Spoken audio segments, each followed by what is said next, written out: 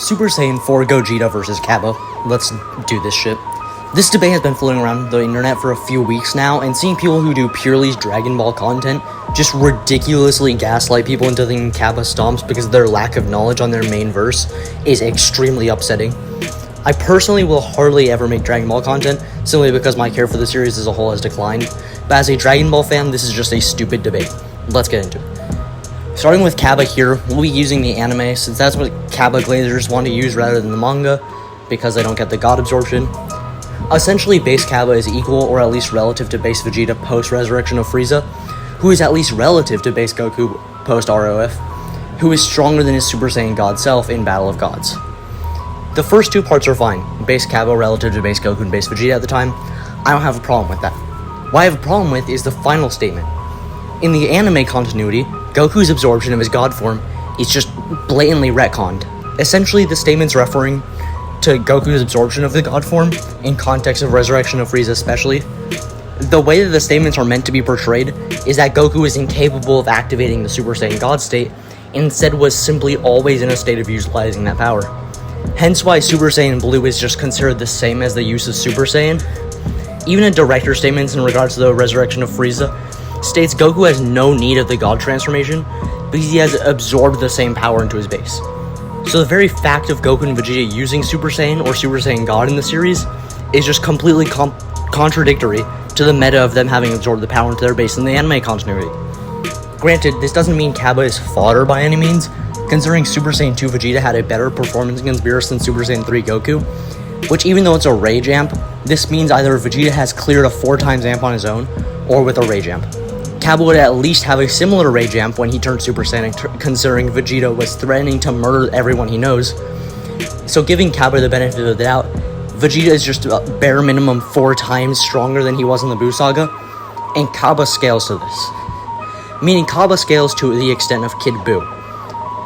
But I'm a nice guy, let's go full 100 and glaze Cabba by granting him Super Saiyan God scaling regardless.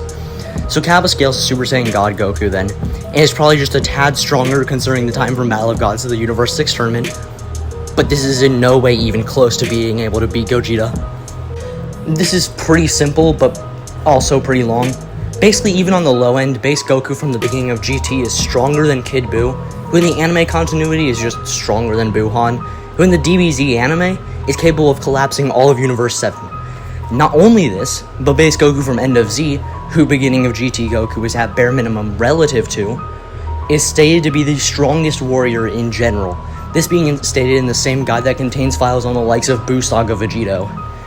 So effectively, base Goku at the beginning of GT is just unquestionably stronger than everyone in Z, considering he trumps the likes of the two strongest in that series. But what about the Super Saiyan transformations? How far does that bring Goku here? Well, we all know that the base Super Saiyan multiplier is 50 times that of base. But what about the mastered version of it that Goku utilizes from the Cell games onwards? Well, from his Spanish guide, we are told that the Super Saiyan Grade 3, the transformation Trunks uses against Cell, is a 10 times amp over the previous state. Now, whether this is in reference to Grade 1 or Grade 2 doesn't matter, it's still at bare minimum 500 times the power of base. Grade 4 should be relative to this at least, seeing as base Trunks was relative to base Vegeta at the time, with Goku and Vegeta after the time skip to Buu Saga being completely relative. So I don't think it really makes any sense for Vegeta to have cleared over a 10 times difference of base to base with Goku having better conditions to train while he's dead in another world. The reason this matters is we see both Trunks and Goku's performance in these respective forms against Perfect Cell, with Trunks landing multiple hits, a barrage of attacks, and a charged up blast against the newly born Perfect Cell, who's likely just massively holding back considering he's acting very arrogant and cocky, which with Cell consistently implying he isn't giving it 100%. All of these attacks from Trunks amount to literally no damage though, even though Cell claims Trunks had surpassed him in brute strength. This is likely just psychological, since we very well see that Goku in his fight with Cell can consistently injure him, which just shouldn't be possible unless Goku was like 10 times stronger than Trunks base to base, which isn't true as I explained before. Grade 4 is also just supposed to be the peak of what the Super Saiyan state is capable of, which if it didn't have a power boost, then there was no point in getting that over doing the same efficiency training with Grade 2 that doesn't suffer the drawbacks of Grade 3. So being generous to Grade 3, the transformations of Grade 3 and Grade 4 are equal in power output. This means Super Saiyan 2 would be an 1,000 times multiplier, and Super Saiyan 3 would be a 4,000 times multiplier. So being generous to Cabba, so far he's still about a 4,000th of Super Saiyan 3 GT Goku's power, and we aren't anywhere near done yet. To understand how strong Super Saiyan 4 is, first we have to go over Baby Vegeta. Basically, Baby Vegeta in his normal state is the equivalent of a Super Saiyan, which leads to Super Baby Vegeta being Super Saiyan 2, and Super Baby Vegeta 2 being the equivalent of a Super Saiyan 3. This being consistent with guidebooks, meaning Baby Vegeta in his normal Super Saiyan 1 state is just stronger than Super Saiyan 3 Goku in their first fight. Baby Vegeta stating later in their second fight that Goku didn't really get any stronger. What this means is being conservative in saying Baby Vegeta was relative to Super Saiyan 3 Goku, Super Baby Vegeta 2 would be at least 8 times this. Now when Goku unlocks the Golden Great Ape, we're then shown that Golden Great Ape Goku is just stronger than Super Baby Vegeta 2, which if it were simply a Great Ape with a Super Saiyan multiplier, that would come out to much weaker than Baby, as that would be a 5,000 times amp, which is just a tad above Super Saiyan 3, and nowhere near strong enough to clear the gap to Super Baby 2. So instead it being Super Saiyan 3 stacked on top of the Great Ape makes much more sense considering that would be a little stronger than Baby, while not absurdly stomping him either, in which Baby wasn't getting absolutely bullied or anything, but he was absolutely overwhelmed on the back foot. This means Golden Great Ape is 40,000 times Goku's base. Now before we get into Super Saiyan 4, just straight up, Golden Great Ape Baby would be 8 times stronger than Goku's Golden Great Ape, that being just generally established through the previous scaling chains.